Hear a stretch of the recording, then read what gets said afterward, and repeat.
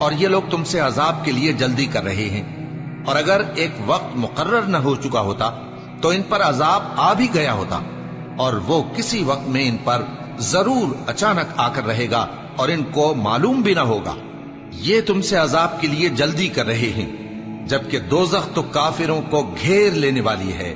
جس دن عذاب ان کو ان کے اوپر سے اور ان کے پیروں کے نیچے سے ڈھانک لے گا، اور اللہ فرمائے گا کہ جو کام تم کیا کرتے تھے اب ان کا مزہ چکھو۔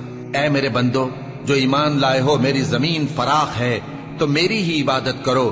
ہر شخص موت کا مزہ چکھنے والا ہے، پھر تم ہماری ہی طرف لوٹ کر آؤ گے۔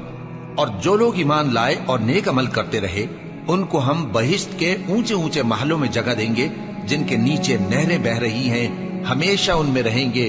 نیک عمل کرنے والوں کا یہ خوب بدلہ ہے، جو صبر کرتے اور اپنے پروردگار پر بھروسہ رکھتے ہیں۔ اور بہت سے جانور ہیں جو اپنا رزق اٹھائے نہیں پھرتے، اللہ ہی ان کو رزق دیتا ہے اور تم کو بھی، اور وہ سننے والا ہے، جاننے والا ہے۔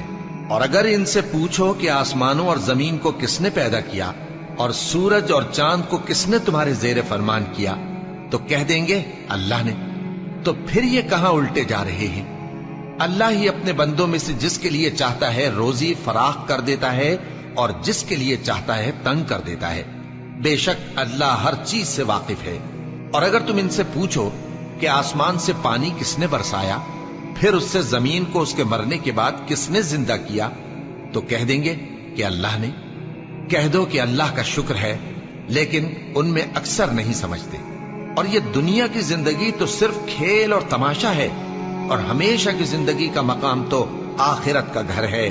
کاش یہ لوگ سمجھتے۔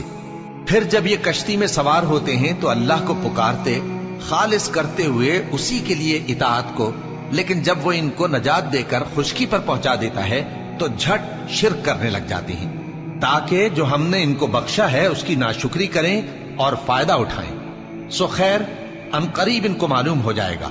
کیا انہوں نے نہیں دیکھا کہ ہم نے حرم کو مقام امن بنایا ہے، اور لوگ ان کے گرد و نواح سے اچک لیے جاتے ہیں؟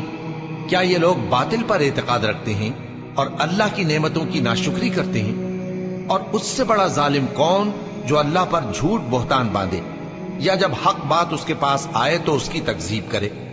کیا کافروں کا ٹھکانہ جہنم میں نہیں ہے؟ اور جن لوگوں نے ہمارے راستے میں محنت کی، ہم ان کو ضرور اپنے رستوں پر چلا دیں گے، اور اللہ تو نیکوکاروں کے ساتھ ہے۔